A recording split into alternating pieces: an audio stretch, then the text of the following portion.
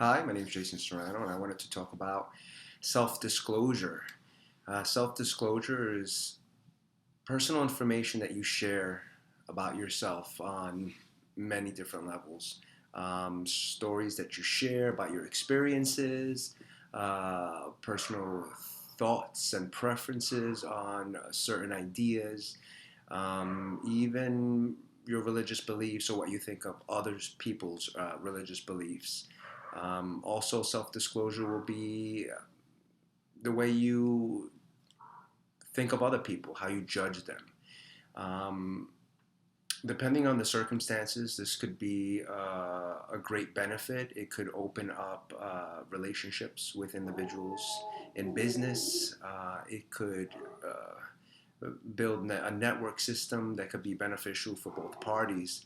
On the other hand, it could have also its negative components where it could close off those networks. It could keep you from growing in your business or building strong relationships with people depending on what you disclose. Um, when you're in person, self-disclosure is, I believe, a little easier, and you can judge it a little more clearly uh, by the interactions you're having with the other person. So you're reading the other person's physical cues, depending on what you're saying. So if you say something that might be a little off color or inappropriate, you might be able to kind of pull it back a little bit by the person's physical reactions, facial expressions, and so forth. Online, though, it's a little bit different since there's a really big level of difficulty in reading emotions or being able to perceive emotions from online written text or online communications.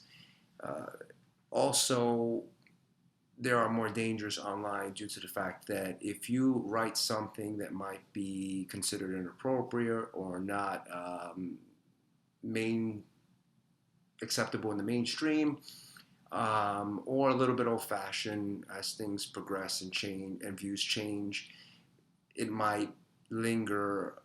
Well, it will linger forever and kind of has the possibility of coming back and haunting you and kind of like forever scarring you and hurting you more in business and being able to build those relationships. Um, because on the online everything's kind of there forever and it's easily stored and transferred.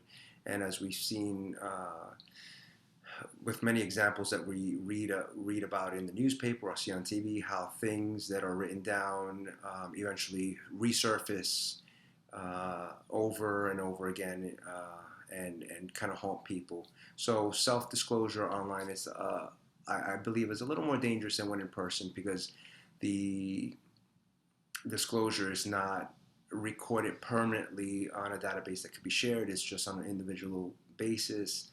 Even though there are exceptions to this, if you do self-disclose something that's a little bit inappropriate and someone complains about it and you brought to the attention of your superiors and are disciplined, then there could be a record of that. So you always have to be very mindful on the types of self-disclosure that you decide to go ahead and give. I'm the type of person that is always mindful on the things I say. I'm a little more, when it comes to the workplace, very censored. I try not to.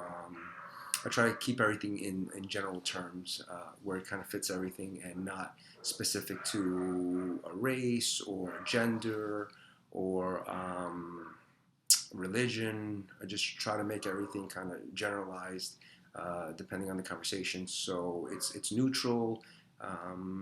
Everyone could partake in the conversation, and any kind of disclosure kind of does not offend anybody on any level, and there's a great opening of a line of communication and building of relationships among us. So that's pretty much it for self-disclosure. I just want to emphasize that it's very be very mindful when on the internet. And I say that, for example, I'm not sure what would come up in the future to haunt me that I've put online. So I'm hoping nothing, but we all make mistakes, and just be very mindful what you self-disclose online.